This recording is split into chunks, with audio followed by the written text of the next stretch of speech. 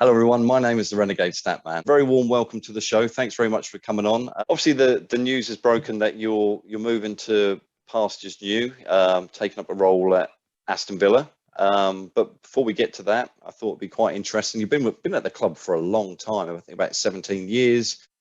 I mean, yeah, as you said, I joined in 2002 off the back of, I certainly didn't play in the World Cup, but I remember watching the World Cup with who was to be our manager for a good period of time, Mick McCarthy in Ireland, and Matt Holland scoring against Cameroon. And I was living in Turkey at the time. And I then come over to England. I was contracted to another club, but I was training with Ipswich to keep myself fit. But Malcolm Moore, who was our head of recruitment at the time, asked me if I was willing to stay over for a bit longer, which I did. And things evolved into me then signing on a year's scholarship. So I was only contracted for a year, which not many people knew about at the time. And I'd come into an environment where I'd already been training full time. And the boys at these ages don't turn full time till they go into their first year scholarship. So I'd already done a year of full-time football in Turkey. And I remember I hadn't had a break. So I was at my peak fitness levels. And I come into my first session with a coach called Stephen Greavesy. He now does the pro licenses at the FA and a really, really good coach. And I just remember my first training session getting cramp in the morning. And I thought the intensity that these players in England at the time were training at was ridiculous. Pitches were pristine. The facilities were unbelievable. I mean, at the time it was spoken about that we were like one of the best training grounds in England, like top 5 at the time.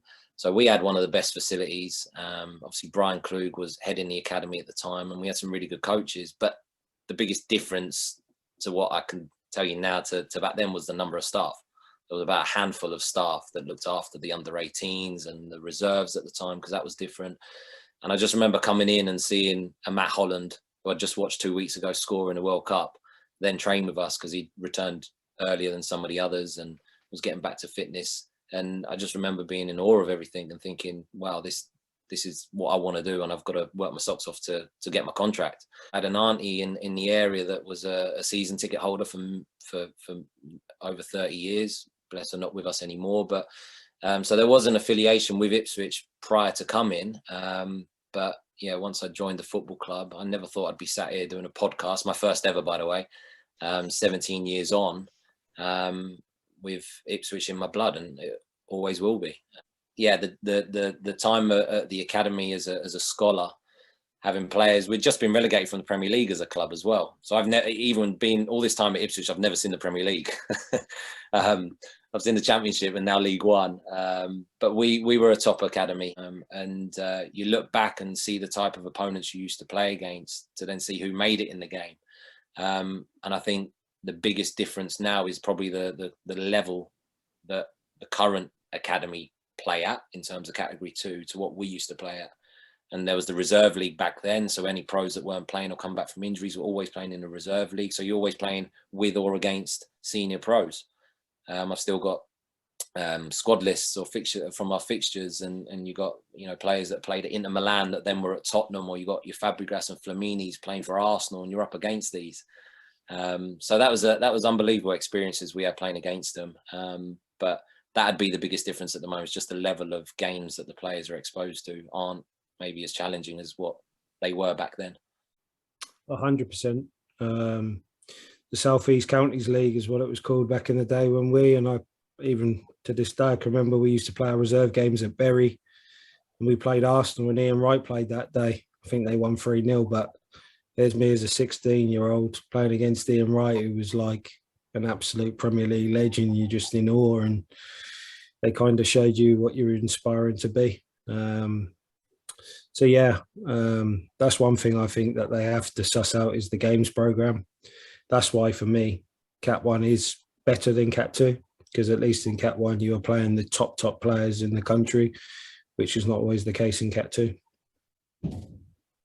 George Burley there when you signed for the academy?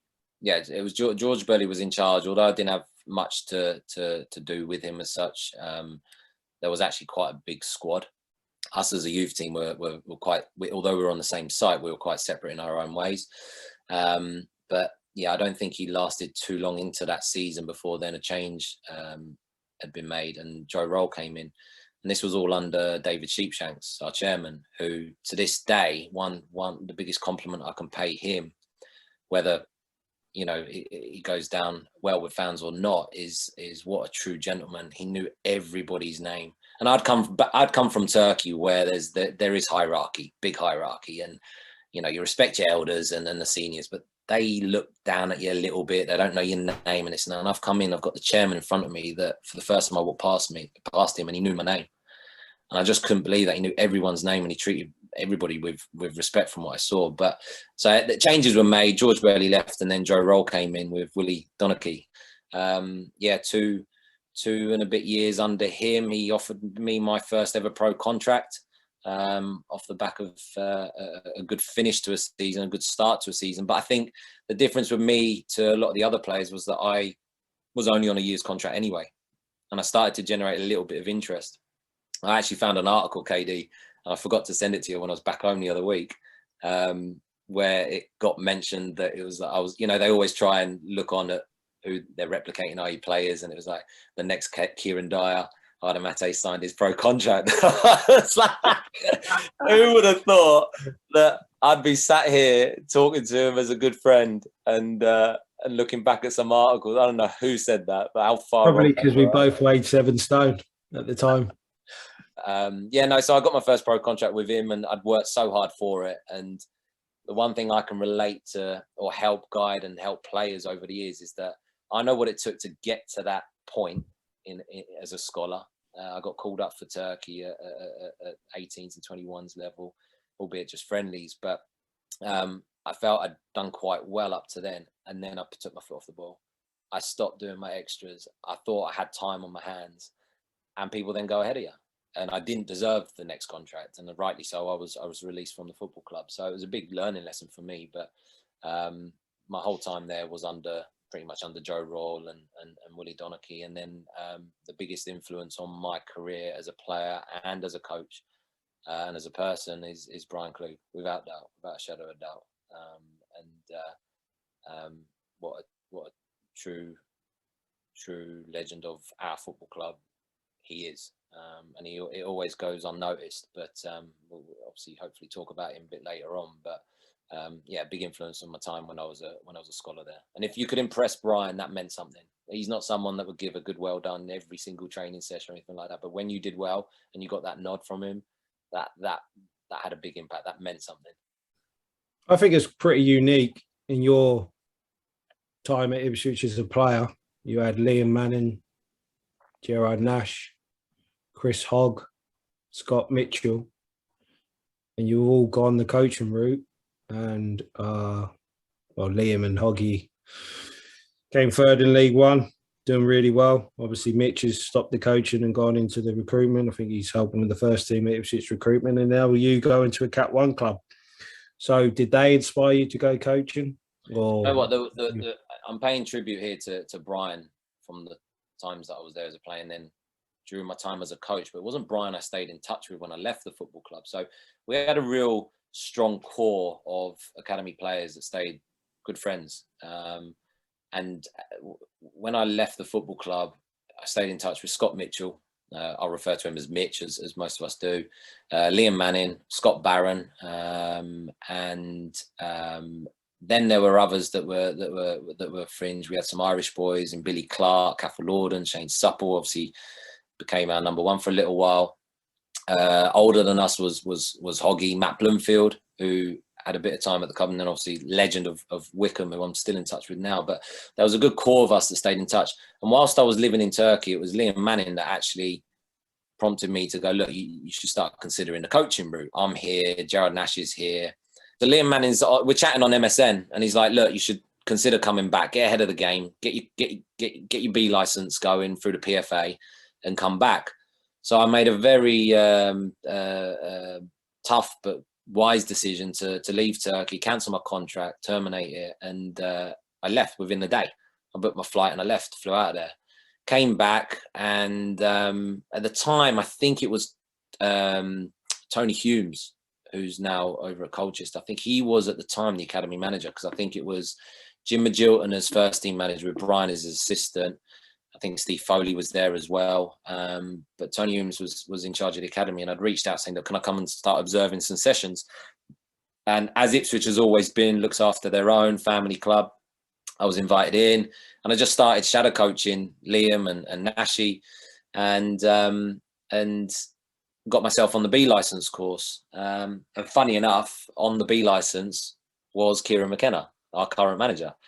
And to be fair, I remember watching him trying to do a coaching session on the licence. Thought, well, I'm so far off being a coach. This guy seems to know what he's doing, what he's talking about, confidence, tactical input. I knew nothing at the time. Justin Cochran was Nothing's changed, by the way. Well, don't say that, because I've been learning off you. Justin Cochran, another one that was on the course, who's recently gone from Man United to Brentford, I believe. So it was a good core number of players transitioning into coaching. But I got my B licence done. I did 6 months voluntary work.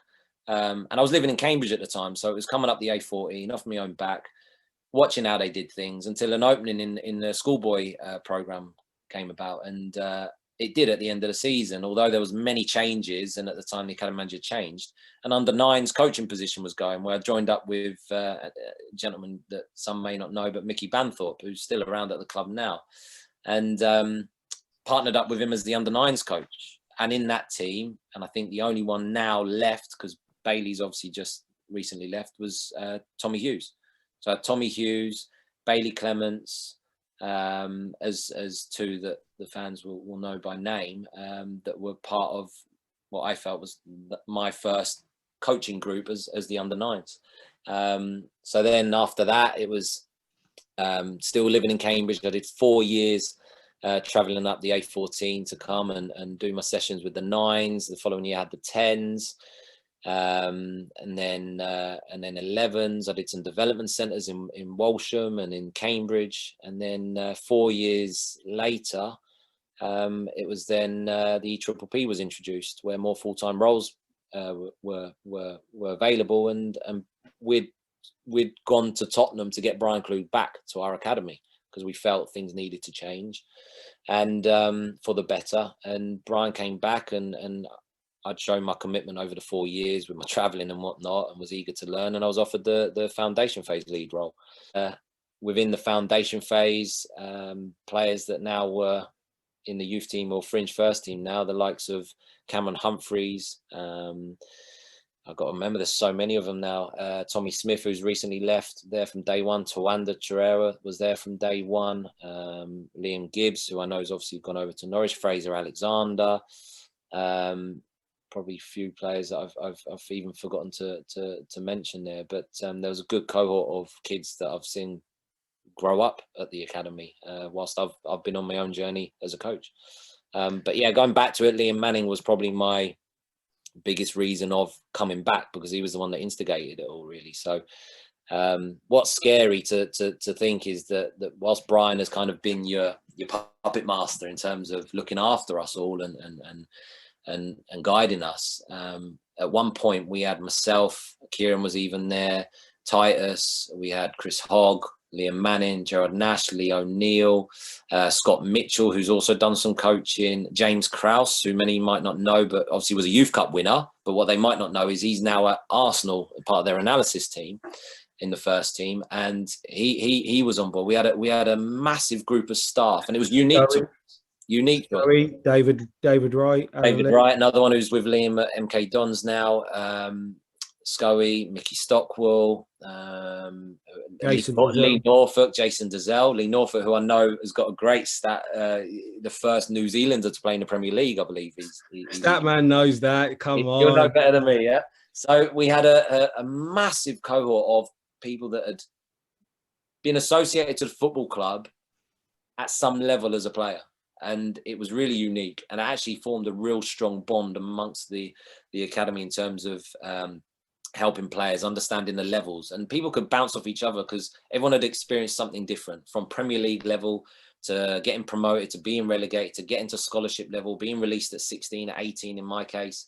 So it was really unique. But the father figure of all of that, whether people have had fallouts or have had good times, was Brian, and he's been a massive influence on it all, and he's not just developed players over the years, but now we can look at the fact that he's developed coaches and staff as well now under his CV, and it's for the fans out there, and I get asked this all the time. Well, I ask this all the time.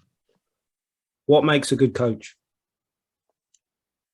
I've got my own personal opinions on this, because obviously it's about your own values and beliefs. And I say this to anyone. For me, it's about that connection and that rapport that you can build with a player, first and foremost. I could have the best, and I don't. And I realized when Kieron started working with me how far tactically away I was from the 11v11 game, and I learned so much off him through our times together. But one thing I felt I had to my own advantage was the ability to connect with players, build a rapport, make them feel valued, make them feel like they are being listened to, and then look to improve and work with them. And I know you can't please everybody. At the end of the day, I was having to pick players as well to play in a game at youth team level as well, where you're going, it is about development as much as trying to teach them how to win games and the winning mentality. And you can't please everybody. But I'd like to think that I gave time to every player that was associated to our program. So for me, the most important thing is having empathy, having a connection with players, and actually giving them the time to be able to speak and listen to them.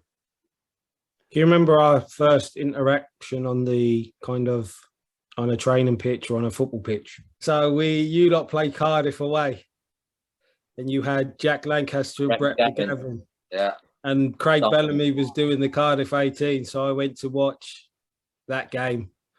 And Alan Lee was the manager of the 18s, and Cardiff had a good team. Bellas was a good coach. And I thought, let me go and watch the 16s for a bit. And my first impression of ads as a coach was, they're useless. You can remember I did the tea talk for you at half time. I did an inspirational. I think we were even losing 1-0, and you had this big the bee in your bonnet around Brett not getting forward or not running. Yeah, exactly. And I think we even changed shape. It may have been either we were a dime or something, and all of a sudden I think Brett may have even scored or got the assist, but he actually bombed forward. And then obviously Kieron claimed to have won the game, or because I think we went and won that. And he did win. He claimed the win. He claimed how he influenced it at half time. But I just had the skill set to acknowledge that there's experience next to me. And I wasn't experienced. I had no coaching back. No experience in terms of playing. So I like to think that that was a good lesson for me to learn to go, look, you've got to give ownership to other people sometimes and give them the chance. So that summer after that first encounter, Brian goes, I'd like to talk to you. And I was like, okay. And he was like, I want you to assist ads. I think it was 16s. And I'm thinking to myself, he wants me to assist ads. You winded me up here, didn't you? And then I agreed, and then the rest was history. The amount of coaches that are out there, and it's the same for ex-players, actually. It's wrong to separate this. It is hard to get into the world of coaching, especially in academies. Although there's more full-time jobs now, it's not that easy. And the commitment to go into it, when at part-time levels where you've got people that are doing other jobs, they're then demanded to come in and work in the evenings, work weekends. The pay's not great. They do it for the love of the club and the love of the players that are there. And to climb the ladder as such as a coach from starting at the bottom, which I certainly did as a volunteer, and then development centres and so on. That was maybe 8 years into my journey that I'd grafted to get to that point. So I was sat there going, with Brian saying to me, yeah, Kieron as an assistant. I was thinking, that's a win for me. I'm coming home going, he's my assistant now. Kieron Dyer, ex-England, Newcastle, Premier League player. Oh, that was brilliant for me. So when I joined as a player under Brian, that coach was king. Whatever coach said, you did. And that was the same for managers. Whoever was our manager at the time, is you did whatever you were told to do, and you didn't really ask why. That's probably why, in terms of my knowledge, didn't always understand maybe what I was doing sometimes on the pitch. Brian was slightly different. He would try and explain to you things really, really well. But in terms of that respect, it was you never questioned anything. If you come off the pitch, you paid respect. If you weren't picked, you paid respect. Now that's different. Now you do need to explain the whys more often. Kids do want to know. And there is a little bit sense of entitlement when actually they haven't done too much to entitle themselves to playing more, and there is more competition. But I think that's the biggest change, is you do have to understand what player needs what, because they've all come from different backgrounds, different experiences. Some have been the big fish in a small pond, some the opposite, and you have to know how to manage them. Because at the end of the day, this is the thing I go back to, and I know players can make it at a young age, but they are kids, and you never stop learning and developing. So in terms of the whole concept of being a hothead for either of us, is that you just had to, you wanted to give them different experiences. So if there was a time to raise your voice slightly and show you being a little bit more assertive and stern, and because whatever they've done is not acceptable, then that's fine, because they might get that in the real world when they go into the pro game, the senior game. And if they've never been exposed to it, you're setting them up to fail already. We call them non-negotiables now. There's some things that are just non-negotiable, and the players buy into it. So you sit them down before the start of the season. You all come in with I hate the word in a way, a culture, how we want a 23s or 18s to look like, with standards. The players agree to it, and they're non-negotiables then. So if players are not hitting these standards, whether timekeeping, effort on the training pitch, then we'll come down on them like a ton of bricks. Because I did a good presentation. He didn't know where I was going with it, and I was just putting all my achievements of what I had done by the time I was 20. And I just said, and I didn't fulfill my potential, because once I played in the first team, my standards dropped. So I know if you don't have standards, you are done. You were at the club under a number of managers, and what managers did you think that actually you took some of their tools and tried to adopt them yourselves? That's a good question. So it's fair to say that it wasn't until I turned full time where then you have a better relationship with the people that are in the building full time. So that was at the point of Paul Jewell changing. And I think in this order, Paul Jewell, and then obviously Mick McCarthy came in with TC. And probably those two with their staff, that was the best period I had in terms of, I know Kieron don't like the word, but an environment and a culture. He taught me that, not that there's more to life than football, which is true, but we football tends to be our lives. So, you wear your heart on your sleeve, and there are highs and lows, and people say try and get a happy medium, but it is difficult when you care so much. And we never saw our work as work. We saw it as our life and a passion for the football club, a love for the football club. But what Mick McCarthy and TC taught us was that how you treat people in the environment, treat everybody the same, with the same respect, same dignity. That is more important than a win or a loss or a draw or a weekend. And it didn't matter how the team performed or whether we won, we lost or drew. When he came in the next day, his routines were unbelievable in the gym, but he treated everybody the same. He always, a big thing was around shaking hands, and which sounds a bit weird because of our experiences with COVID, etc. Back then it was the norm, but didn't matter who you were, make a point of saying hello to you, and you had to say hello back. And it was just that he had respect, and you knew he was in charge and the boss. He was alpha, wasn't he? He was the alpha dog. The alpha male. You knew he was the alpha. But not with an ego, not with a. It was just done in the right way.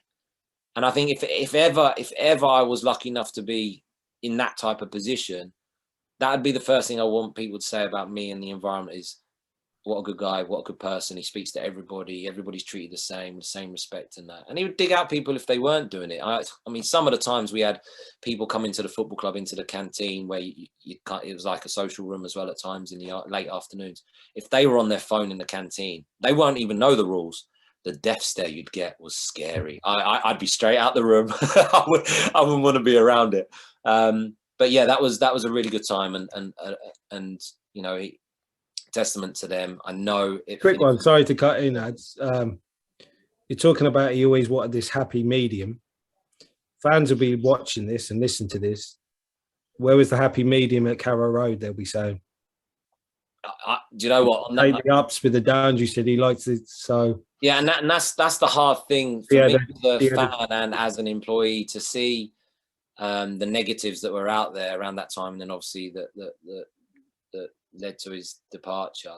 I've never seen a group of staff be close to tears with their goodbyes. It was a real strange time because he had to stay on as well, chose to stay on, and even he admits it was a bit strange. But genuinely don't know what took place there and how that was. Well, I know how that was perceived by fans, but if you were working under him or with him day in, day out, you'd know that wasn't the intentions. Is what I want to believe. I only see Mick McCarthy and TC in a good light. And if that one little thing is tarnish his record, I think that's wrong, because how he treated us every single day. And by the way, I'm not doing disservice to the job I did back then, but I was with the 9s to 11s or 9s to 12s of the League Foundation. You know, he doesn't have to give me the time and day. He's not going to see players come through. But, you know, the longevity of managers isn't that long. So, but he just gave me time and day. Who did you play against at the weekend? How'd you get on? You know, breakfast, everyone was included. It was inclusive. It was great. And obviously everyone works differently. So I haven't really got an answer to that, KD. But for me, on a personal level and a work colleague, amazing guy to work under. And I'd love, again, to be able to cross paths with him. But then after that, again, I'm going to sound a little bit controversial because I don't think it went down too well at the end of it anyway with the fans in terms of Paul Hurst and Doigy's time at the football club and with maybe some players. But wow, what a great pairing they were as well. Okay, forget results, forget what happened and all that kind of stuff. But in terms of how we were treated as staff, as Ipswich family staff, they were brilliant for us. And that was when me and KD, I want to say we were doing the 18s then. We got moved offices into a lovely lush office next to them, and they gave us the time and day to listen to us, listen to our experiences. Doigy would come out with the youth team in the afternoons. He'd put his tactical input on things to try and mirror up how we wanted the groups to be pressing tactically. We'd have football discussions in the room. He asked about the kids. There was an interest from Paul Hurst, the manager, and Doigy around the youth team and the players. And again, I can only go by my experiences, and they were positive ones with them. And then, go on. Good story. So we played Sudbury in a pre-season friendly, and the youth team hadn't done well the season before, and we played an unbelievable game, and Doigy and Hursty come to watch, and we won 2-0. Dobbs scored one of his jinky runs, smashes one in the top corner. But Iddy was unbelievable. But Iddy gets sent off in the last 15 minutes. A player squares up to him and puts his head in him, so Iddy kind of nudges him off, gets sent off. So we've come into the change rooms afterwards, and Hursty goes into the shower area, so he's out of the way, but he wants to hear how we're going to approach it. So we ignored it. It was we ignored it. We just wanted to focus on it was a good performance. He comes in and he's like, "How come you haven't fucking slaughtered him?" And and like he was having a bit out with BK, saying he should be bloody punished for that. So then everyone's gone out, and it's me, you, Doigy, and Iddy in the changing room. And Doigy said, "You've killed yourself because you would have been training with the first team, and you would have come to the next game with us." And Iddy's English is quite crap, and Iddy's like, "Oh, thank you." So Iddy thought he was going with the first team, and Doigy went, "No, you stupid idiot! You've got the Scottish strong accent. They've got Iddy part French, part Tunisian, and bless Iddy. It was one of them where we looked at it going, right, how should we manage this? We'll deal with this, on his own. He's moved over, foreign country, etc., all them kind of things, and I'd experienced all that, so I was like, right, I'm going to approach it this way." And then it was just frowned upon straight away. It's like, no, you should have, got to nip that in the bud straight away. And I don't disagree. I don't agree, but everyone has a different approach to it. And I'd had a good relationship with Viddy because of his time when he came over as an under 16. It was just, it was one of those where he just thought he was being praised. It's funny because Doigy has got the reputation with our fans of that he was the one who was the taskmaster, but it was Hursty who was ruthless, wasn't he? Hursty had a ruthless streak about him, really real ruthless streak. he had to gain standards, and if people didn't meet their standards, he didn't beat around the bush. I'd like to think with the two of them, it was a hard act to follow with Mick and TC in terms of the environment, culture they're creating, and they were coming in to do it their way. I'd like to think it was just wrong time, wrong place, and actually a different time. It could have been a good fit. I just think it shows the importance of recruitment. Mm. They've come in, they've tried to buy players from the lower leagues, and listen, obviously JD's worked out fine now. It took a while to get there, but Danassian's there now. But when you're buying all them players from the lower leagues, recruitment's crucial. You know, the funny thing about football clubs, and I know it's been under we've had David Sheepshanks, we've had Marcus Evans, them managed this and that. Nobody does anything towards a football club with bad intentions. I don't want it to turn out badly.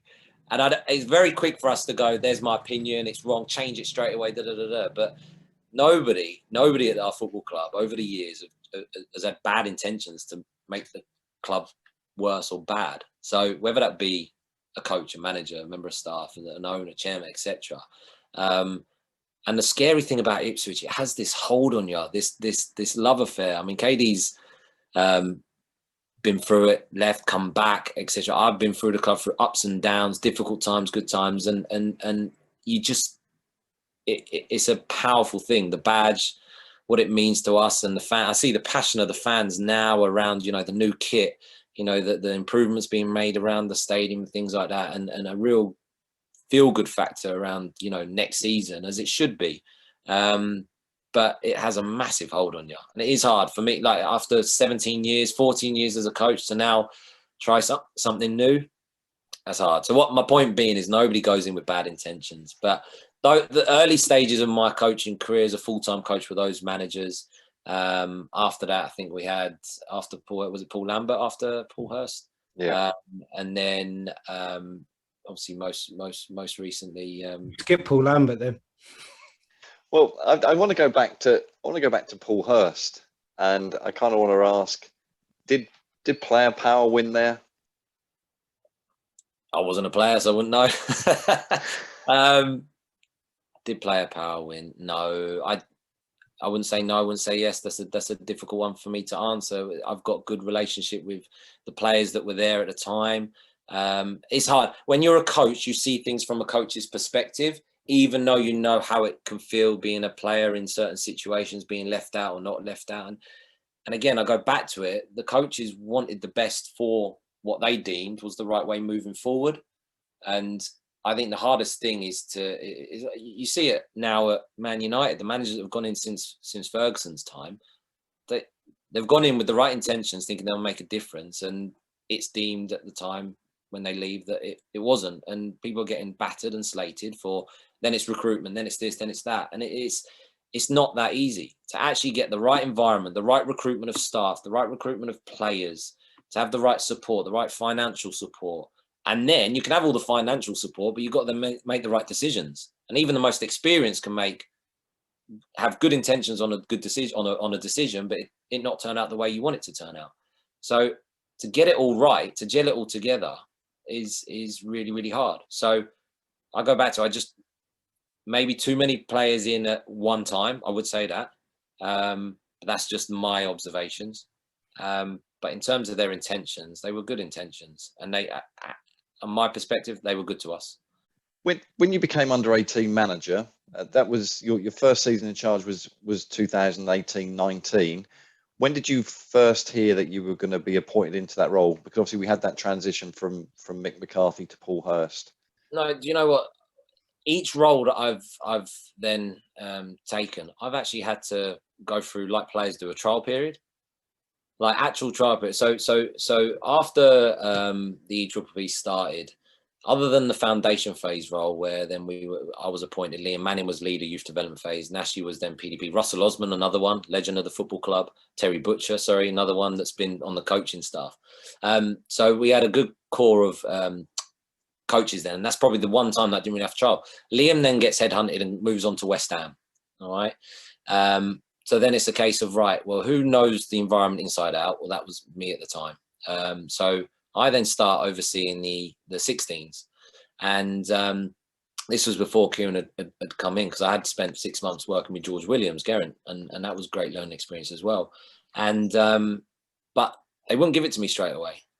And I think this was Lee and Brian together were like, look, we're not sure. Give it a go. We'll make a decision at the end of the summer. And looking back now, I can see why, because as a young coach who cares about the players, he thinks that every decision should go through him, and coaches make all the decisions. I probably at that time hadn't learned how to work as a team of staff more, from recruitment to sports science to many other areas. And I wanted to give my opinion on players, and probably had a few conflicts with staff around that. So probably a bit worried that actually I could have upset the balance a bit. So again, I had to earn the right. I felt like I was a player again, right? I have to prove myself. I have to earn the right. I put the hours in like I always did for the football club. And I then get the 16s. Well, same was for the 18s. Again, it was, all right, there's a natural, but let's see how you get on. And this was the point where then it was highlighted that I needed some more experience around me. Maybe not in terms of coaching, because now I'd got some yards under my belt.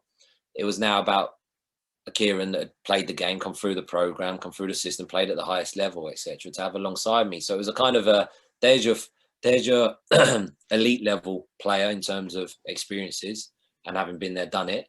And then there's me that's got the coaching ground in, putting on practices and sessions and that. And now could we merge that together? So for me, it was still a trial period until then. Brian and Lee were happy that actually I could get on with it. But I've always felt the same as a player. I've always felt I've had to prove myself to people, and I don't mind that. I don't mind playing the underdog card. I don't mind, that whole thing. I've got to show people. I've got to do it. So it's easy me talking about it, but I felt I did that. My biggest advantage, again, the players coming through, I'd had most of them at 8, 9, 10. So that connection with players was already there, and I was able to hit the ground running, working with them.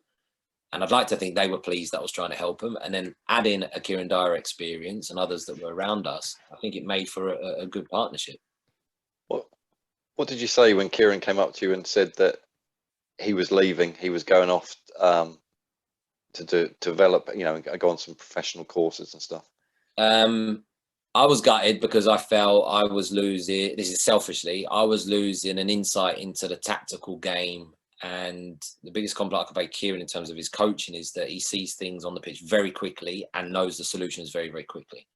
Probably his biggest frustration is when he translates that to the players and they can't then straight away do it. That's probably where his frustrations build.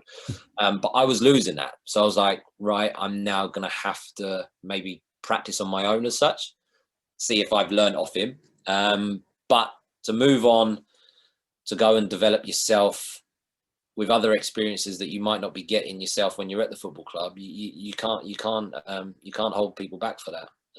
I look back, from Liam Manning going to West Ham, from Brian and his time at Tottenham, from KD with his time with Anderlecht, and even with the national camps. People are trying to better themselves, and that's probably where I'm at now. Is I've spent 14 years as a coach, developing under so many different members of staff. And that's the other thing as well. I've not just been there 14 years and I've done my time. No. I'd love to stay on at the football club.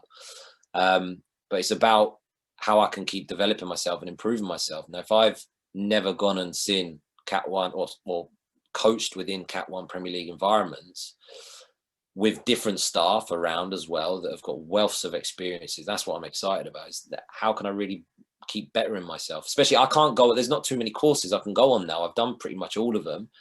I can't go on a pro license because I'm 18's coach. They want more senior staff. So for me, this is my opportunity. So looking back at your Kierons and Liam's and Brian's that have moved on to other places, and Krause, etc., I'm hoping it can only better me. So a big thing for me is, so fans watching this, when I did my piece with Statman, and I talked about, well, I didn't actually talk about pathways, but pathways seem to be going crazy. You look at all the players who have left our football club. You mentioned Liam Gibbs, Marcelo Flores, who's gone to Arsenal, Charlie Brown, and fans are always intrigued about the grass is not always greener. And there was one player who I think he's the best player I worked with at the club at the time that I was there. And I've been fortunate enough to work with Flynn and Andre. Ben Knights. How good was Ben Knights? Hard one. What was difficult for me was I didn't have anything to compare against in terms of other clubs, other players, other than when we played against teams. And Ben, I knew as an under-8, and I remember Liam having him as an under-8, and they nearly didn't offer him. Liam says this, nearly didn't offer him 8. Yeah, I don't think I've told you this. So back then, very different back then. As under-8s, you get to April time before you then go, right, these are my 8 under-8s that we want to select. And you play like 4 games, 4 weeks on the bounce, and then they're selected. Ben was one of the worst in training in terms of managing as an 8-year-old, just scatty all over the place, didn't really listen, didn't really do it. And then they played these 4 games, and he absolutely was the best player on the pitch, apparently. So I'm blessed. I get him in as an under-9. I'm the under-10s coach. Instantly, he's playing up, and I'm seeing this kid. I'm looking at him going, I can't say this, but the way he moves, he's left-footed, he's small, he's quick, he's a dribbler. And I'm looking and going, he's moving just like Messi. Like, it was, in terms of movement, body movement and that, it was just like Messi. And I'm going, this is ridiculous. You can't say that, because you're talking the best that's ever been, ever will be, etc. And you're like, but this kid, this is unbelievable. We've got something here. So then the years progressed. And I had him, I think, for 6 out of the 8 age groups as a schoolboy. And under 14, we were playing him in the 16s, 2 years above his age. And we're playing against West Hams, we're playing against other teams, and he's just darting in and out of them. And it was a case of just give him the ball. Let's see what he can do. And I remember asking for some advice, coaching advice. I think it was Brian. It was like, am I doing right by this kid? What more can I do? Like training nights. Because you train with the same players all the time. Like, you get used to who you're training up against. And when you get to a certain age, you can't bump them up even more because the 18s are in a day. He was like, just don't mess him up. That's his advice. Just don't mess him up. Keep doing what you're doing, in a way. And it was like, the fact that I was thinking about it, caring about it, was a start. But he was unbelievable. He used to, I mean, people that have left the program now as coaches, I bumped into someone the other day that was part-time that had him. He's like, I'm still looking out for him. What a talent he was. He'd score bicycle kicks in training. And I'd have loved to have seen how he would have developed with us and whether he would have gone through the first team, because you're talking about different leagues and sometimes there's opinions on, you know, the size of players and et cetera, et cetera. But one thing he could do was move. He could handle the ball. He was smart. And rightly, I think he moves on to Man City, and he's still there. I think he's still got another 3-4 years on his contract. So, well, I'm hoping I can sit back and see him be somebody that does make it at that level. But he's still got a long, long way to go. But he's a good kid. He was with us from day one. Another one that comes back and sees people from the football club. And again, I think that's unique to Ipswich. Can you remember the first game I did as a coach with him and who we played in pre-season?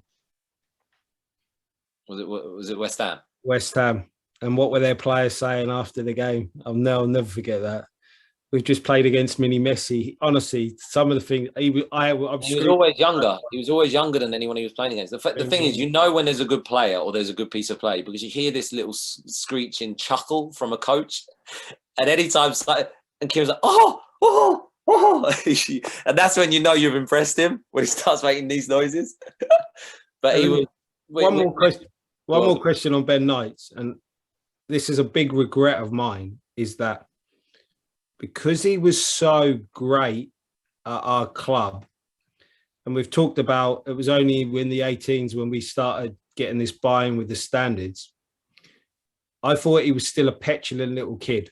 And when I mean petulant, he'd spit his dummy out if he didn't get the ball, or if he, because it was like roll on subs. If you subbed him off and he didn't want to, he'd sit on the bench sulking like a little baby because he's only a young kid. And I think that because he was such an asset to the football club, we kind of turned a blind eye to that. Yeah. So when I've seen him with the Man City youth team, I still see that petulant side. And now at Man City, where we've got 10 Ben Knightses, I feel, Phil, have we done him a disservice? Because you don't want to upset him, so he leaves. Yeah. He left anyway, if you know what I mean. So maybe we should have been hitting him with the standards from a 14, 15-year-old to get rid of that petulance. I think context to all of that is, I think that Ben maybe was the third one. I say lost because I'll go back to it. Let me just put this point out there. So fans will probably look at this and think, well, why aren't these players coming through? And why aren't times are different now? You don't get a Kieron as often and that can come in and plays regularly. I think Connor Wickham was the last one that really played regularly and then was sold on and as a breakthrough. What you get is those big hitted clubs now will pick players off. They know they're doing well. They'll get them at 13, 14, 15, 16. And more often than not, it's that 16 before they become a scholar, knowing that we've done our work with them. Let's get them to our club now into the full-time program. So the club in a way is doing the best it can, knowing that these players at any point may end up leaving. And we can't control that because that's the powers above that go into negotiations and make the decisions, which is their prerogative and rightly so. So, but going back to Ben, we'd lost Harry Clark to Arsenal as an under 14 at the time. And then I think Charlie Brown the year or 2 years before that. So we've now got a Ben Knight. He's regular with the England setups, all the camps, playing against all the national teams and tournaments and that. He's playing 2 years up, etc., a year up. And it's like, well, we want to try and keep him here. We don't want to upset the balance. Either way, if he does leave, why do we need to upset the balance? And actually, his first, in reflection, yeah, we could have and should have, but we didn't know any different. And the first time it hit me was when England, he'd been injured, so he didn't get called up whilst he was fit. So he'd returned from, he hadn't played too many games. That was his first setback in about 8 years of not getting his own way. So we didn't create that. That was a decision. I think it was Kevin Betsy at the time. I remember him. He paid respect. He came all the way to the training. Dan Matici as well. Yeah, Dan had him as well for a bit. Who are actually together now, Crawley. But he came down and paid his respects to Ben and just said, look, on this occasion, because you haven't been playing and da-da-da-da. And you could see the disappointment. And it just made you think, I wish I've managed to give him that. But looking back at it, we had good relationships with the family and the parents. Ultimately, he was our golden player and we wanted him on the pitch as much as possible. And that's where, at the time, we felt was the best thing for him. And I don't disagree with what you're saying. And that's probably now, in hindsight, it's easier to look back. That's how you learn as a coach sometimes is those experiences. But what works for one might not work for another as well. You can't hit the same thing with every player that you work with. Yeah, he was a talent. We have had, there still is some really good talent in this football club. The amazing thing is we're League One, we're Cat 2, but there's still a massive interest in the players at our football club, players coming through that we work with day in, day out, that it is down to them to break through into the first team. There are always opportunities, especially around this time of year where you're going into a pre-season. It's up to them to break through. And time. Kids don't realise it, but they do need a little bit of time to settle into those kind of environments and breakthrough. And there's season pros that you're challenging against, and there's running, fitness running, there's preseason games, then there's you're talking about 40 plus games a season as well. But these kids, it's the modern day society now. Everything is instant, and they want instant success. But there's nothing instant about development and learning and improving. So that's probably the fine balance that kids have got to get. Is Cameron Humphreys the second best midfielder at the club? According to you, he is. I won't be going out getting a shirt with his number on the back. Let's put it that way. But look, let's go back to Cameron Humphreys. We have this debate, right? Not around him being the second best midfielder in Kieron's opinion. I didn't play in midfield. So as a youth team, in his first year with us, I did it obviously this season as a second year because he barely played in the 18s unless it was for the cup games. He was in the youth cup run we had 2 years ago. He was a left wing back. And he still to this day ridicules me about that. And I'm just looking at it going, well, hold on. If you're going to have a career in the game and you're going to break through into a first team, it might be like Kieron did under, I think, George Burley. You end up playing right back, in Cameron's case, as a wing back or left back. So that was my spin on it. But does he like playing wing back? he hated it. Well, no, he didn't hate it at the time. He realises now it was good for him. But in his second year, if I said to him I was going to play wing back, I think I would have lost all respect. Not many fans know this, but obviously in Cookie's last few games, obviously left back was a problem area. Coulson was always injured. Obviously, Cookie plays a 4-2-3-1. And there was a lot of talk about he thought Penny was maybe a bit too flaky, wasn't the answer. So we played a 23 game against Watford away. And I told Ads to come and do the game with me. And we sold the idea. We said, look, obviously there's Morsey, Lee Evans, Tom Carroll, Iddy. Left back is a real problem area for the manager. I think he's talking of playing Bailey a couple of games. Do you fancy yourself to be better than Bailey at left back? And he said, I think so. So I said, look, we're going to play you today. The gaffer's coming all the way up to Watford to watch the game. And we played him left back. And we won 4-1. And he run the game from left back, didn't he? He scored. He had 2 assists. And he would have probably been pushing to play left back for Cookie. And then obviously it happened that Cookie then loses his job and the rest is history. But yeah. And another manager, by the way, which with the list, I didn't even get to him, was Paul Cook and his staff. And again, I'm sounding too nice here, but he was great for us. He would come out every afternoon. Bear in mind, this is COVID time as well, where we were training in the afternoons, isolated groups, etc. He would come out and watch the 18s. He didn't go and watch the 23s, but he didn't influence anything. So he paid his respect to us. And so he goes, look, you work with the kids all the time. I'm not going to get involved. I just love football. And again, he created this environment where we could bounce off each other. We could talk about football. We could learn off each other. And again, I'm really sad that it didn't work out for him. And fans will look at it again as results and how he was in interviews and whatnot. But what a great guy again to work for. He was great for us as staff. So we've been privileged in terms of staff and what managers we've worked with, most of them. It's just been a shame. It just hasn't been the right fit at the right time for some of them.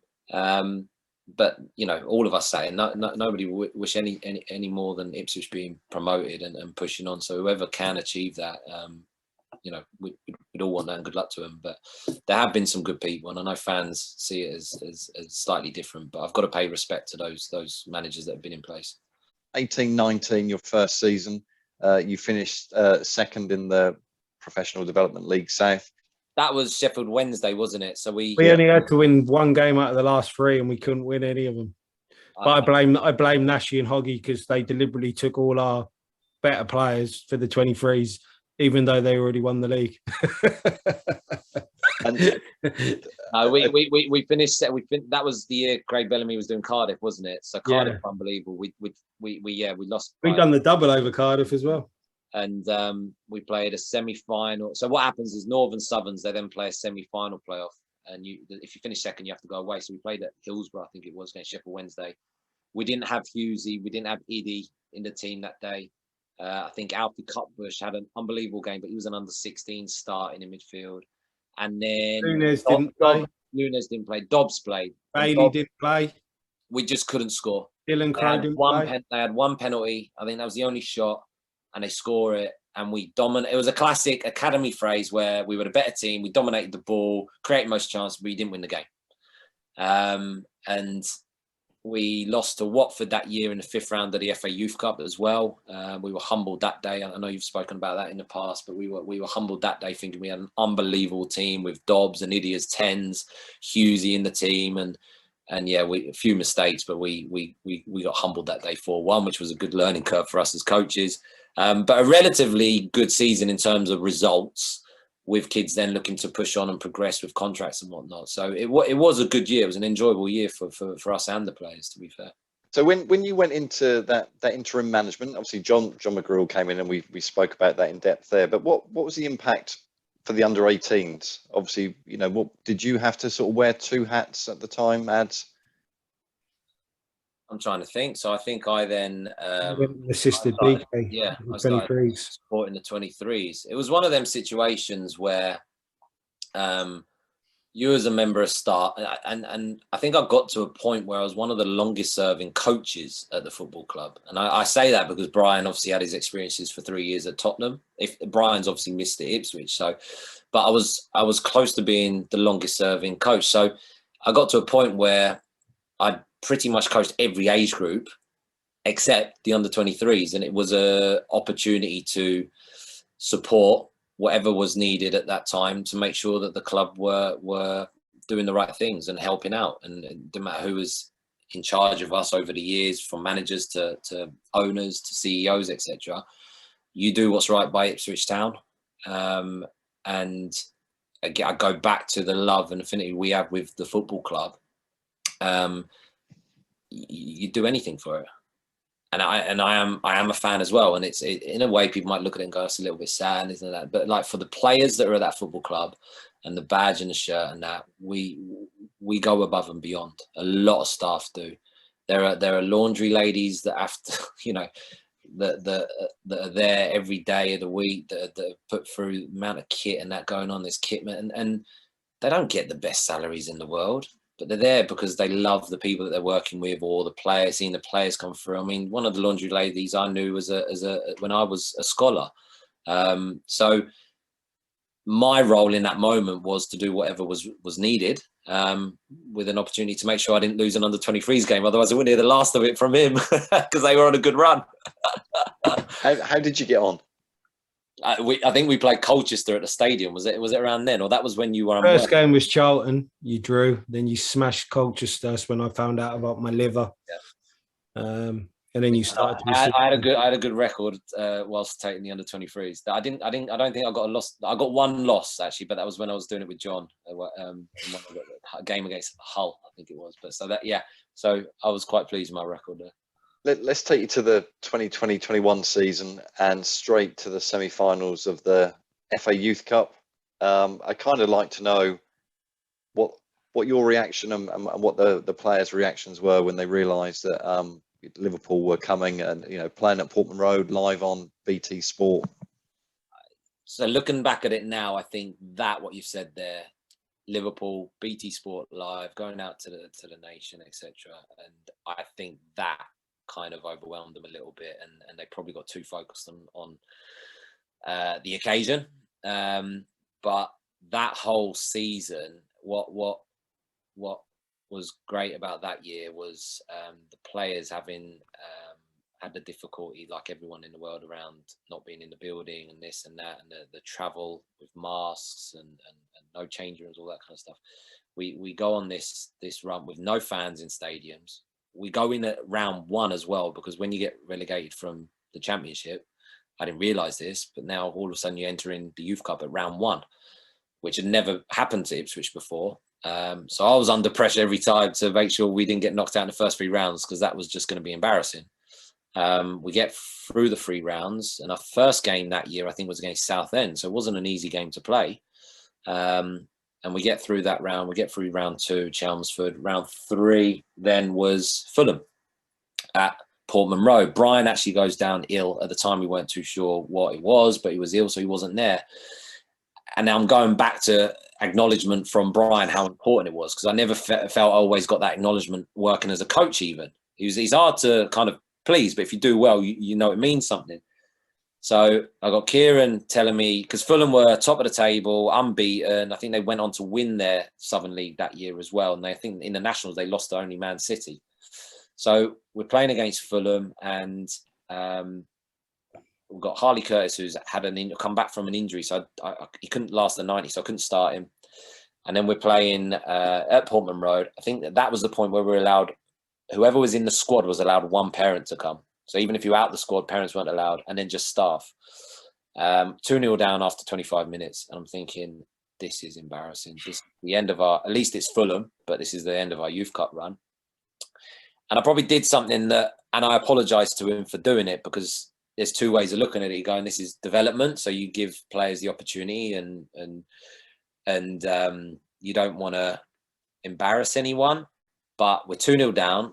I need to take the striker off, Ola at the time, and bring on Harley. And I thought to myself, I can wait till half time, but it could be 3-0, or I bring Harley on, he gets a feel for the game, and then we can have our chat, and then we can go out all guns blazing second half. So I took him off, and he took it on the chin. Brilliant, great character to Ola there. And we get our first shot on goal after about 40 minutes. Sorry. And we go back out, and then, we get an early goal with Brooklyn. Unbelievable header, best header of his career. We then get to the last minute, and we get a penalty. Harley Curtis wins it. We score that, and then I think he gets the winner. 1 second. and he gets the winner. So we go 3-2, and I come back in the change room. Eventually, I turn my phone on, and I've got this message from Brian, and it's a message of kind of, I wouldn't have done what you did. Well done. Because I had to play a certain formation that day as well, which I didn't want to do, but I had to do it because it was the right thing to do in terms of the management of the whole football club. But after being 2-0 down, I changed shape to Kieron's favoured 3-5-2, Cameron Humphreys the wing back, etc. And that kind of set us on our run of playing that formation. But I got the acknowledgement of Brian on a text message. We watched it on live feed, and that meant something. I thought to myself that I've had 11 years now coaching, and that was the first time I felt, right, now I'm starting to become an all right coach. And then obviously we get drawn with Swindon at home, decent tie. We win that. We go to Borough, where again, Cat 1, tough opponents, underdogs. We go there. We get a 1-0 win. Albie, who again had been with us from I hadn't mentioned him, Albie Armin, been with us at the age of 8, left at under 9 season to go back to grassroots because his dad wanted him to win some cup games, like cup tournaments, if you like. And we allowed him back in a year later. But been with us from the start. He gets the winner, and all the while Jason Dazelle supported me on this run as well, because he was in twice a week. And what a guy in terms of, I say, connecting with players. This guy's got it like to a T.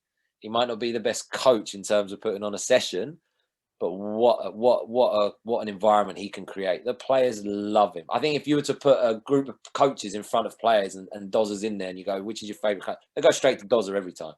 Every time. He just made you feel on top of the world. You could have a laugh with him. You could give him a bit of banter. So he was really important to that group as well. We beat Borough. Great trip back. I think that was and then quarterfinals is then Sheffield United, who are in a way a bit of a Achilles heel up until that point, because they are your top runners. No nonsense football, hard to play against, score goals, players breaking into the first team, quite confident. And it was like, right, this is 2 Cat 2s going at it. We fancy ourselves, we're at home, but we have to be on it. We have to get this right. And it was an unbelievable game. We get concussions. There was about 45 minutes delay, 45 minutes of concussion delay. Goalkeeper lost after minute 1. And then we go 1-0 up in the second half. We then 2-1 down. And again, the character of the group, and the group was, you had Elkan Baggott in there as a centre of a free. Albie at the left of him. Either Brooklyn or Cameron Stewart, depending on who was fit, etc. Ben Wiz and Edwin as your right wing backs. Cameron Humphreys as your left wing back. Then a great core of Fraser Alexander, whose work goes unnoticed. Yeah. Alfie Cutbush and Liam Gibbs, with then Harley Curtis and Zander. Where's Tuanda? So where's Tuanda, man? Tuanda and I have got this lovely love-hate relationship. He hates me every time I don't pick him or I take him off. I like to think he loves me all the other times. I love him no matter what. What a great kid. And again, from the age of 8. And, you know, we over the years, we've had to pick him up when we have minibuses running and bring him to training, and great character. And I do wish him the best. But that youth cup run didn't involve him starting in games. And Kieron keeps reminding me of that, because obviously an unbelievable season last year, scoring ridiculous amount of goals, and fully deserves it. But I didn't play him for certain reasons. I didn't feel he would run enough defensively as well. And we were not always dominating the ball. But he didn't feature in the starting lineup, which is scary to think. But he was also competing against Liam Gibbs, who was at the time playing in 23s football as well. So, so we play this game. We get a last minute equaliser through Elkan, and we go on into extra time. Cameron Humphreys decides to give me the 2 fingers up about playing left wing back, ends up in the right wing position, makes a forward run, puts across in own goal. We get through into the semi-finals. And the group, the club, we're going through some tough moments in terms of like results. We weren't doing too well in the league. I think Paul Lambert had just left. Paul Cook had just come in. Paul Cook and Robbo come charging into the changing rooms, celebrating with the players, adds to the whole celebrations, that culture and environment of everyone in it together. And that was great to see. Dozza getting soaked with water bottles and everything. And the club hadn't got to this stage of the competition since probably when they won it. And I still believe it's one of the hardest achievement or proudest achievements, because League One, EFL, Cat 2, only Premier League clubs and Cat 1s get to those stages of the competition. And there we are facing Liverpool in the semi-final. Watford did it one year as well, didn't they? Watford lost to Liverpool. My point being, they've been Premier League though, haven't they? And could have been that year. But we had Aston Villa on the other side against West Brom, Liverpool, and Ipswich, and it was just absolutely brilliant. And for me, the biggest joy I got from it was there was this group of players where I think I counted, it was 8 out of the 11 that I'd had as 8 or 9-year-olds in the foundation phase that then were playing in this competition. That doesn't include the subs. They were playing in this competition for the club they loved, with a coach that loved the football club and still does. And we're playing in the semi-final of an FA Youth Cup live on BT Sport. And then in that, we go 1-0 up. And I don't even know how to celebrate, and I'm a little bit shocked. And I've looked back at the celebration; it's so cheesy. And I'm going in at halftime, going, "We 1-0 up." And they haven't created too many. They've hurt us, but we're all right. And second half, we just couldn't. Liverpool were just animals. They changed their style of playing, compliment to the boys. We thought we needed to defend a little bit higher with 2 pushed back. They'd actually gone in at halftime and said, "Right, you've got to be more direct, go over them more." So we actually played into their hands without realising it, and the quality shone through, and they end up winning 2-1. But what an unbelievable run! And I think that's given a lot of the players that foundation to actually have belief that they can compete with these Cat 1s or Premier League standard players coming through in youth setups. We have got kids that are good enough, and hopefully over the next few years we'll see some of them come through into Ipswich's first team. You also got I don't think he even started work yet, but Mark Ashton texted you after the game when you beat Sheffield United, didn't he, and saying congratulations. Yeah, owners were very, very proud, because a lot of things were happening, obviously, and it was people were saying, I'm not saying it because of me, but people were saying it was the only positive thing that was going on with the club with that Youth Cup run. A lot of people following it, because obviously we had, and this was all done with no one in the stadium. I'd have loved to have known how many fans would have come to that semi-final game with the fact that the first team hadn't been doing well. And the other thing as well, which we were playing with, I mean, I had Gerard playing his second stadium game of his life. The first one was Sheffield United. We had injuries. We had no Harley. We had no Zander. We had no, I think it was Brooklyn that was injured. Goalkeeper Anthony was out injured. Ben Wisden got injured. And Commander still couldn't get a game. Midfield was all right. And one day I'll get a "told you so" message from Tuanda. And I've had Nico's starting as an under-16. Gerard, I didn't even realise, had never been to Portman Road. He turned up. He had to ask somebody where to go because he didn't know where to go to the changing rooms. So all these kids are getting this exposure. And then you go back to the development point of view for our players. You're going, what a great learning experience. It was absolutely brilliant for some of them boys. And I do think it's why they were able to then go this year and go on to win a different cup competition. It's a nice segue. We'll jump up to that. So, Professional Development League Cup, thrashed Coventry 7-0. First time in Town's history. I want to get to the point. Let's mention this comment that you said at the end. You kind of challenged the players to go and make their mark in the first team after that. Obviously, Cameron Humphrey signed a new contract. But if you're talking about that 7-0, what players within that team do you think within the next 2 to 3 years will be, I don't know, a regular sitting on the bench as an option, I guess? It's easy to sit here and say, I am biased because of the time I've spent with the players. We're not talking just one season. We're talking, you're looking at minimum 2 years for some of them that came in later on, or, you're close to 8 years. But Cameron Humphreys is an obvious one. I think 1, he's versatile. 2, he's got the stamina. 3, he's got the mindset. 4, he's got the technical capabilities and is an intelligent player. So I think pre-season coming up is going to be a big one for him in terms of putting his a message out there. I think he's got the capability, and I think if he doesn't force his way into our team, I think there'd be other clubs for a loan move that would be looking to have him in their club. So I think he's one to certainly look out for. Tuanda, really did change his kind of his impact on games this season. His goal tallies were absolutely ridiculous. We spoke earlier today about his mentality, this drive he has. He doesn't care what anyone else thinks. He's got this self-belief about him that he can be the best. And that, you know, any top athlete has those characteristics. For me, it'll be interesting to see how he deals with adversity, though. You know, i.e., when I haven't picked him, he hasn't been in a bit of a grump on that. So he's got to learn how to mature with that. But you've got players in there from a Nico who's got to stay fit, that's got good qualities. You've got Gerard that's got good physical attributes and has got to get better at goal scoring. But Albi Armin as well, who people will discuss around his height and his best position, but actually look at how many headers he wins and doesn't lose, and his ability to play out. And I think he's another good player that's got a chance. So I think there are players in there, but how they navigate their journey and their development into the senior game, I don't know. And attention needs to be placed on all those players, and they've got to be managed in the right way.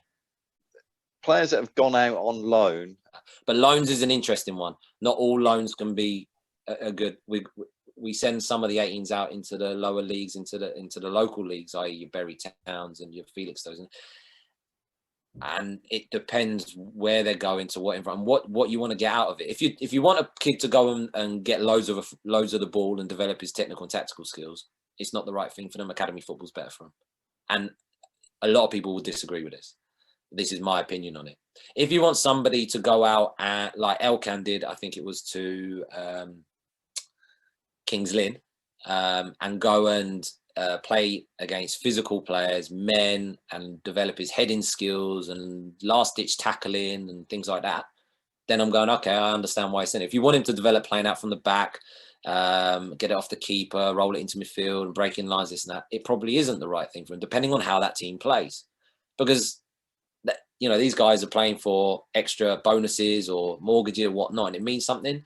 So Kieron's got a more straight up point about this, but I think it depends on the player. It depends why you're doing it, as long as you know why you're doing it. But I wouldn't say every player should go out and experience men's football, because Andre Dazelle broke straight into a first team without playing any, going on loan anywhere.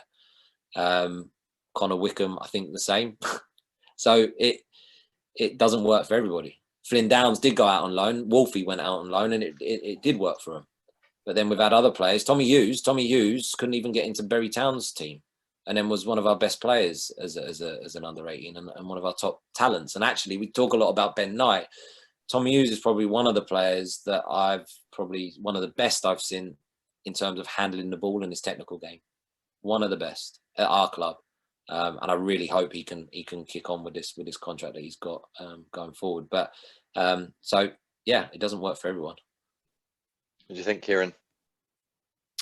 I just think it's lazy when they say our kids need to play men's football. We have to, whatever club they're going to, we have to find out the style of play, what are the benefits of them going out on loan again. So if we're taking Cameron Humphreys and he's going to go and play for a Chelmsford and it's just launch ball and fighting for seconds, and you know that Kieran McKenna is all about possession-based football, why are we sending players to Chelmsford? It has to fit the style of play of proving they can play in our first team. He's touched on a point. Alkan has had a successful loan because he went to Kings Lynn with men's football against experienced centre-halves who probably played league football, are coming down to the end of the day, they know every little trick in the book, how to pin people, and that was good for him. But what happens with Cat 2's clubs is where Cat 1's Louis Barry will get in Ipswich Town. Unfortunately for Cat 2's, for our players, we send our players out to Chelmsford, and this is no respect to Chelmsford or Lowestoft. And I don't think that does some of our players a benefit, because we're about dominating the ball and technical ability. And yes, obviously you need the physical side of the game, but you can get the physical side of the game playing against the first team every day in training, which Kieran McKenna's doing. So there has to be a method behind the madness. You don't just go, they need men's football, let's just throw them to any club that wants them. No, you have to do your own work. Style of play. What do they play? Do they dominate the ball? Let's go through their possession stats. Let's go through how many chances they create. And we don't do that, unfortunately, again, because I don't think we've got the time or the personnel to do it. And another thing, because we're talking about loans, and you'll probably agree, so everyone looks at Dobbs. He's probably had his first loan. It hasn't gone to well. But when does a first loan go well? Harry Kane had to have about 3 or 4 loans. This is Harry Kane, going to be the greatest goal scorer and striker for England. You've got to remember, these boys have been at our football club since, like you were saying, 8 or 9. All they know is Ipswich Town as environment. Then all of a sudden they go, bang, new manager, new vices, bang. The first loan is not going to be successful. If you have a great first loan, you've been very fortunate. There's many. Look at Louis Barry. Louis Barry's gone back probably thinking, what the hell, half the player. But no, don't see that. That's why I could contradict myself here, because I think it was John McDermott when he was at Tottenham had said it once, is that there's no such thing as a bad loan. Yeah. And I think he's in reference to, just because it doesn't work out, but you learn something from that. So, you know, a Tommy, and I'm not saying Tommy, but like a Kane going to a Millwall, for example, he would have learned something from that experience. Now, again, if you want to give somebody from our programme time away from our football club, because all they've known is Ipswich, you know, the great pitches and the facilities and your kit getting washed and whatnot, but you want to send them, get them grounded a little bit and play on bad pitches and deal with a bobbly ball and all that. Okay, again, if that's your reason, then fine, we can support that. But there has to be a thought process behind it. And we don't just, you know, send a kid out just for the sake of it, but people do have different opinions on it all. And again, what works for one won't necessarily work for another. That's why you can't say everyone must have experienced it. Not necessarily. It's not healthy to play, you know, 40 plus games at under 23 level either. You know, again, it depends who your opponents are. But I think that's, we referenced Bailey in that, how many 23s game he played over the years. He should have, you know, he didn't have too many successful loans, but hopefully now, wherever he ends up, he's going to be able to kick on again. But those experiences he's had, that might help him. But going back to it, there are some good players at the football club that hopefully can break through. And I think fans love nothing more than seeing their own come through an academy. And Ipswich has got a rich history of players coming through. And the reason you don't hear too much of it now into the first team, I don't think anything to do with the managers that we have or anything like that. It's because more often than not, the best ones are getting snapped up earlier. You know, a Marcelo Flores potentially could have broken through. A Ben Knight broken through. Charlie Brown, Harry Clark, who obviously went to Arsenal. Who else have I forgotten? There's another one. I've said Ben Knight. But, you know, these players... Liam Gibbs, you know, to Norwich and that. So we can't look at it as a negative. You know, the academy are doing their job. So you're either going to be an academy that wants kids coming through the first team, or you're selling them. But we can't control when they go. Obviously we've had the 7-0 win over Coventry. Well, can I just? It's a good story about the 7-0. So all season, like, we were trying to shift, like, so when they were in this cup game, because it was new to this League Cup. As the 23s, I always had Tawanda, Albie, and Cameron Humphreys in the thing. So when I knew there was an under-18 game, we'd go and speak to Claire, who sort out the fixtures, and we'd say, we've got a game on a Monday. Can you ask to move it on the Friday so Cam and Albie could play the game on the Tuesday? So it was always geared that I was going to try and change the fixture for the final. And then obviously I left. And John's coming and he's thinking, oh no, what have he there's a game on the same day, and he was racking his brain like, oh God, could you imagine? And it's one of them. It's one of them where, because you want to push players on, so they're playing in the 23s all season, rightly so. But you also want to give them opportunities. That's why Youth Cup's great, because it's the chance they go, knockout football means something. We place an emphasis on winning and progressing, because it's an opportunity to do so. But all the other times, the ones that are playing well are in the 23. So we get to the final, and I think Cam only had played the semi-final. He hadn't even done the previous rounds. And it's like, well, is it the right thing for him? You're going, that's where it's interesting, coaching debates, because you're going, yeah, but it's an opportunity to win something. It's an opportunity to give him a winning mentality, a feel for it, and go and be the best player in front of your own peers and show why you're playing in the 23s. But then you could flip it going, yeah, but he's missing a 23s game that could be good for him, and da-da-da. So it always throws up challenges. And yeah, luckily KD had moved the games to suit the 18s that week. But we'd actually got battered by Coventry in the first game of that cup competition, and we lost 6-2. So and then I don't think we lost 1-0 in the league to them. So they had a 2-0 advantage in terms of results that season, and they were gutted because obviously they got the sending off. But if I was to say that was the one time, there was the Sheffield United game, and then there was this game where the lads were just on it from a psychological perspective. Technically, the goals were flying in, obviously, and that was good to achieve. And going back to it, that shirt there, reason why it's so special for me now is that's got signatures of players that I had at under 8, and I don't think there's many people in youth development that go through a massive journey like that and actually end up getting a nice little top off with a win in a cup competition for the club that we all love. So when was it on your radar that you were leaving Ipswich and your future was changing and moving to Aston Villa? I just felt it was either an opportunity to really kick on and get closer to the first team. I had this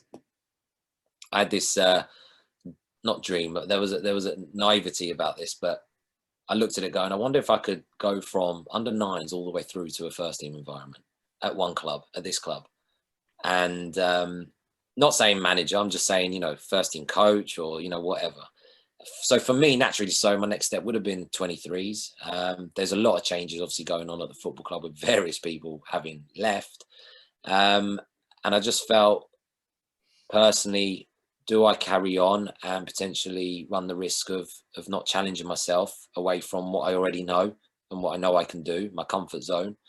But I didn't have anything to go to. And then a phone call happened and there was interest elsewhere, Villa, as it's already been announced. And it was the first time I had a Premier League Cat 1 club show interest. I know some of the people there, really good people, an environment that I'm excited about. And I just felt in order to better myself for my own personal future, I couldn't turn it down because you just don't know when a door like that could open again. So I'm not leaving Ipswich on any negative terms, on any bad terms. Naively, I never want to leave the players that I love working with. And all good things come to an end in terms of football careers. If somebody leaves at some point, everybody leaves. And I just felt it was the right time. And I've got to go and challenge myself and see if I can better myself. And I looked at previous staff members, i.e. Kieron with Anderlecht, Brian with Tottenham, Liam with West Ham, Gerard with the Irish FA, Krause with Arsenal. I just thought, speaking to those staff members as well, it was a good opportunity to go and challenge myself and develop myself further. And they've invested heavily. They've got good players that have then experienced cup competition with the first team when they covered the games there. They've got players breaking through. They're in international setup. So wealth of good players, good culture there. The thing that excites me, as I said, is the people that work there and the environment that's being created in terms of learning and opportunities to learn. I feel like I'm going into a new school or starting secondary school for the first time. However, I certainly believe in myself that I can go there and improve the program. What I bring is, I think I sit in line with the culture that they have. I think they place a high value on the way that you connect and work with players. And as I said right at the start, that for me is my own super strength, the way I can connect and improve these players. And that's what they're trying to build. So, yeah, it'll be interesting to see how the role evolves with Gerard and other staff there.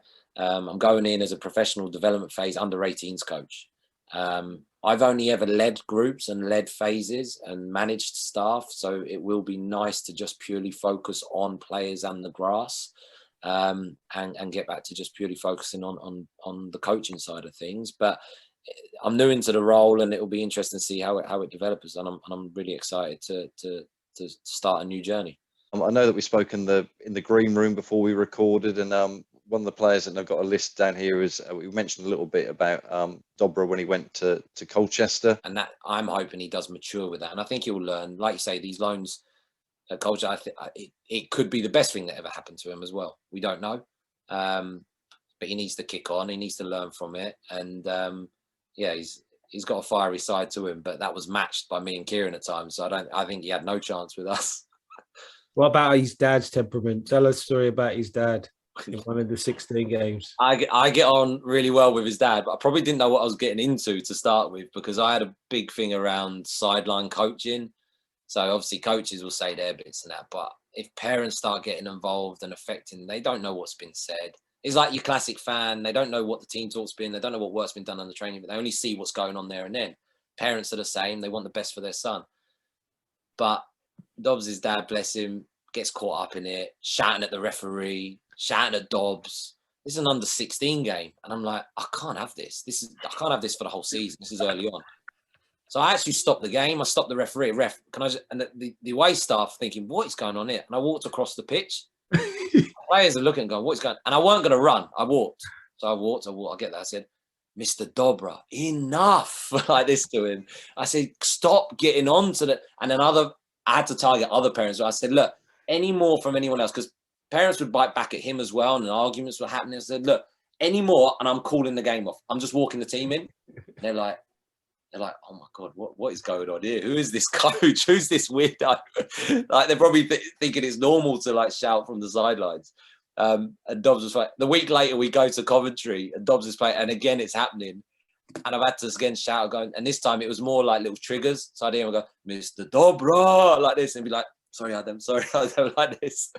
I think Dobbs may have even got sent off that day or subbed or something. But yeah, it was hilarious. I was just known. Kieron never forgets that I just went and stopped the game and went and shouted at the parents to pipe down a little bit. But how good was it?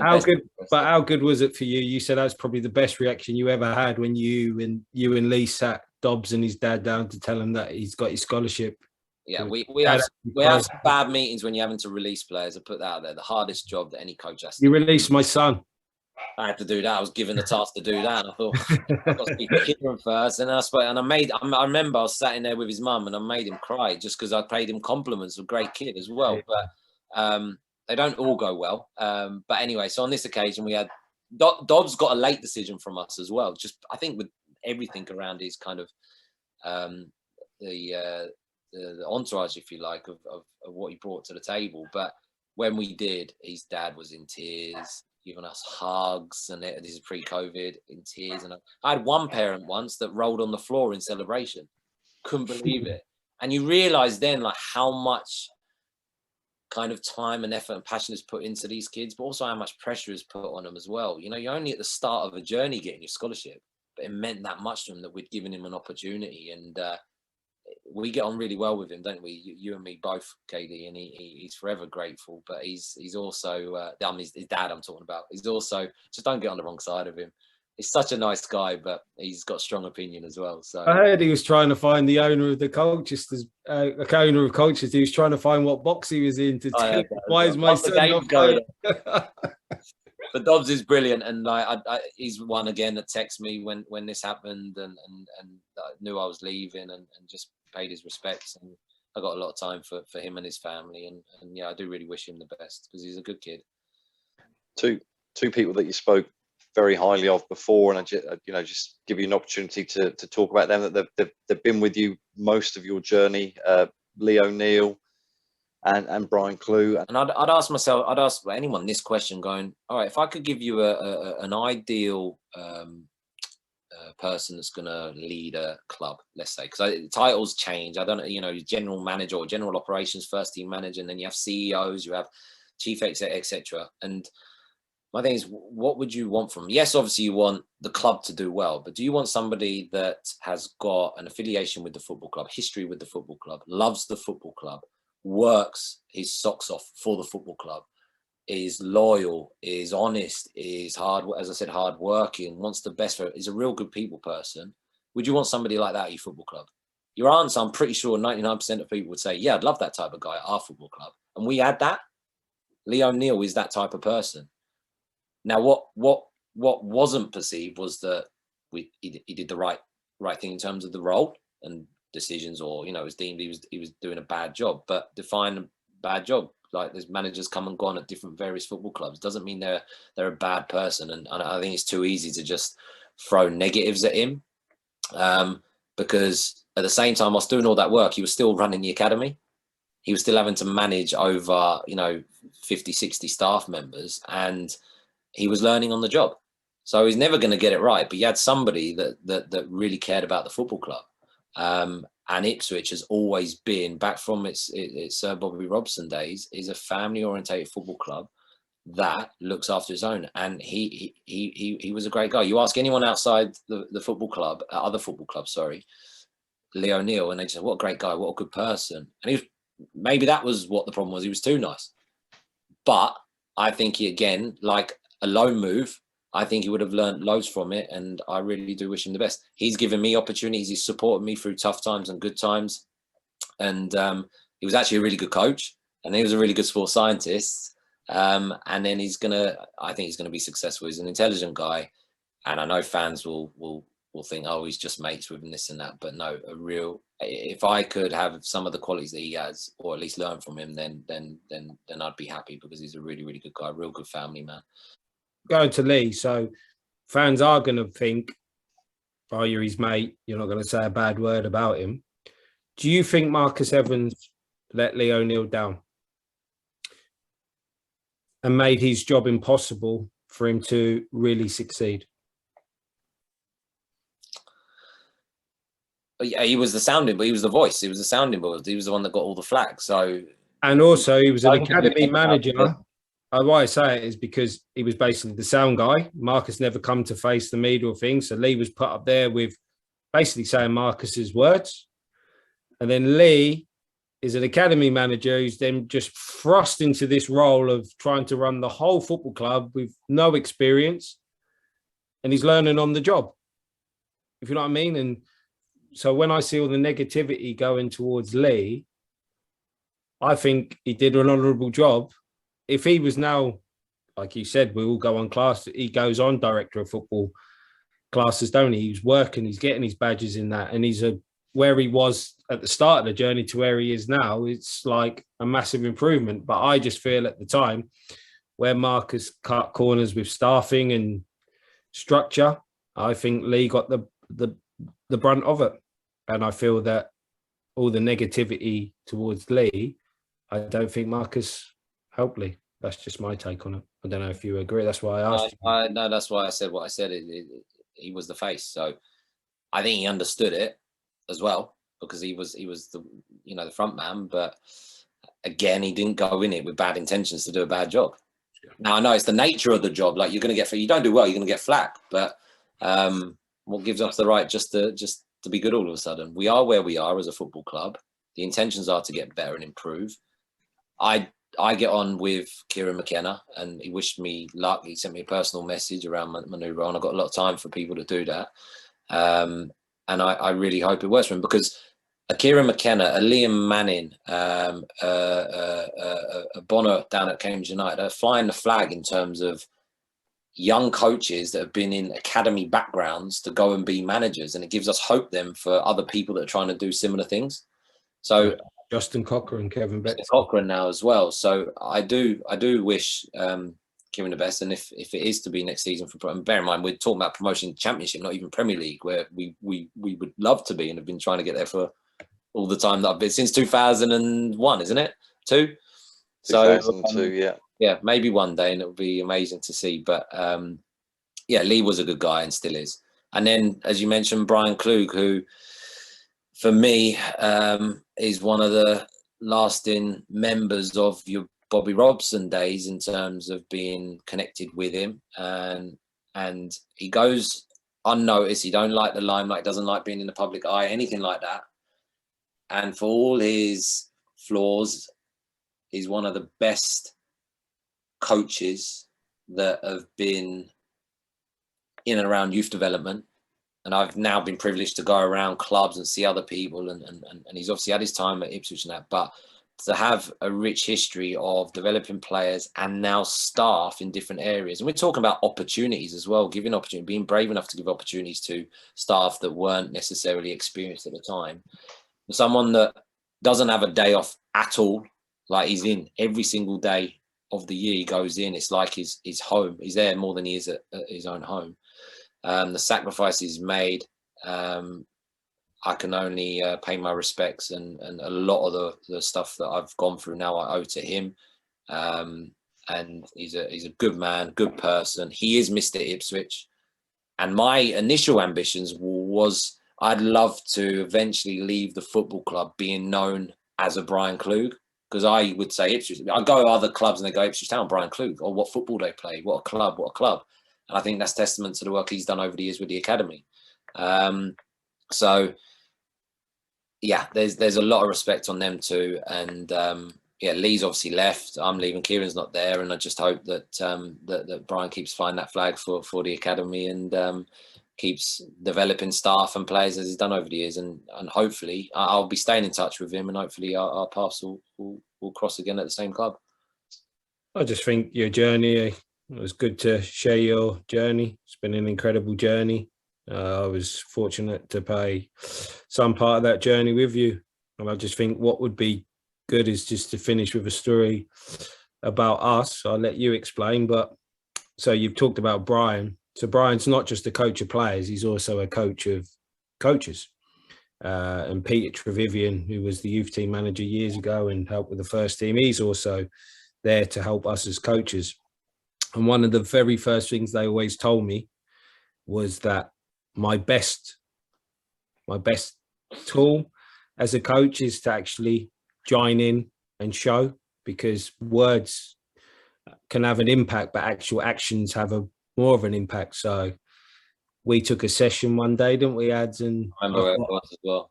I thought I'd join in, and yeah, I joined in, and I'll let Ads tell you the rest of the story. But I've never joined in a coaching. I've never joined in a session properly ever again after that. Every so often, and we wouldn't join in necessarily together. It'd be like I'd join in, or Kieron join in, and we always we tried to really challenge the players' mentality. So it was like a bit. Basketball would call it trash talk. You know, the Michael Jordan stuff. You trash talk and get into their heads and see who handles it and buckles. But then you try and demonstrate and lead by example with the way you play, and then kids will copy. So anyway, Kieron's joining in. I want to say it's like a 5v5, 6v6, and he goes into player mode. And I'm like watching somebody that's played Premier League, Newcastle, World Cups, trained with Gerrard, Beckham, Scholes, all that kind of stuff. And all of a sudden, one of the lads gives the ball away. It's not even a bad, like, it's just a bat. And the arms go up like this. What's he doing? Wait, just give it a second. And the kids are like, who's this? All of a sudden, he's joined our training session. And he's getting more frustrated. Kids can't pass the ball to him. All right. He don't lose it too often. All of a sudden, right, I think a goal goes in. The game's not even finished. Training's not even finished. He has a massive spat at someone and walks off and goes in. And I'm like, right, we're meant to be setting an example here. I preach to these kids about, sticking at it when the tough gets going, stay resilient. How can you react to negatives and all this kind of stuff? But I've got my coaching partner walking in. I'm thinking, how can I preach this all of a sudden where he's just stormed in and he's gone from coach mode where he's, trial and error, make mistakes, we'll learn from them, to player mode. And I'm thinking, right, lads, look, what a great example of a desire to want to win, and they're the standards you've got to hit. He's trained with the best. I'm trying to find every positive spin on this, and one of them just looks at me and go, "What, you want us to just walk in there?" I can't argue that. That's okay. Like I didn't know what to say. It was he's driven off. I don't think he's even stayed at the training ground. And then like moments later, he's come. Let's have a meeting, and he brings the players in, and then he somehow manages to spin things as a massive learning lesson, puts it back on the players, puts it on himself, though. He always takes accountability. And it ends up being real good vibes. And all of a sudden, we're having jokes and laughs about it with the players. And another way that he was able to connect with these players was to do things like this. And I think people have a lot more respect for him because he is, as you know from stories and podcasts, he's a very, very honest guy. We're good friends. We chat all the time now, and I've learned a lot from him. I may pay tribute to a Brian and a Lee that have given me opportunities, but I wouldn't be where I am now if it weren't for KD as well and the experiences he's given me. Peter Vivian, another one. And you've just got a lot. I think Ipswich, I'll go back to it, it's a unique football club where it is okay to be at a football club for a long time, like I've been, because you look at the people that I've been learning off that have come and gone. That have had different experiences, and it's also okay to be new and fresh because you bring different ideas.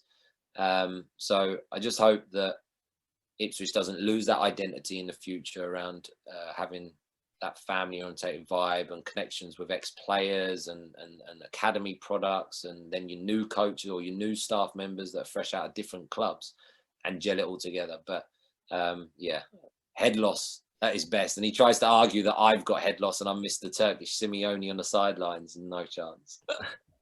The moral of the story is I can't be a coach who goes into player. I can't be a player who coaches, because once I go into a player mode, the competitive nature, I do everything to win.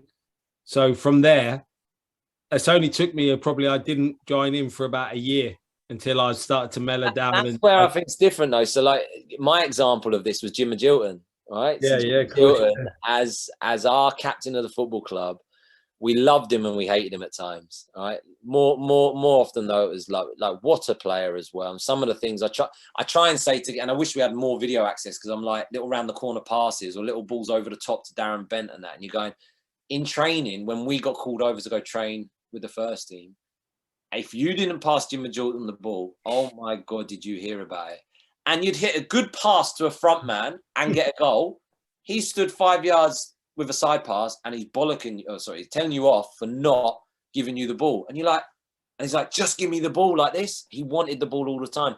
And we love that mentality. And we try and give but he was a player. I know. He was a player. I'm a coach. I can't have that mentality. So then you can't. I'm done joining in. But you want those players to actually get that feel of it as well. Going, look, if you go over the road, this is how demanding it can be. And some can handle it and some can't. But again, you just got to know when to use it. And I'm not so sure we had the right characters that day, player-wise. Some could handle it, but it's one of them. The longer you get to know Kieron, if you're working with him, or any coach, you understand why they do what they do sometimes. But yeah. Yeah, but I didn't plan to be that competitive. I thought I'd just go and say, this is how we were going to do. And then that was it. It wasn't your fault. You blame Peter with him for giving you the idea. It was Pete's fault. He told me my biggest tool was showing him with my feet. Nah, my voice is better. But, well, yeah. Thanks, Adem. It's been a fantastic insight of certainly 17 years at Ipswich Town and the academy. I've really enjoyed the stories. I'm sure I speak on behalf of all the Ipswich Town fans where we wish you the best of luck in your new role. And I'm sure that we'll be taking a keen interest in seeing how Aston Villa under-18s are doing. So yeah, best of luck to you, and wish you well going forward. I really appreciate that. Thank you. Top man.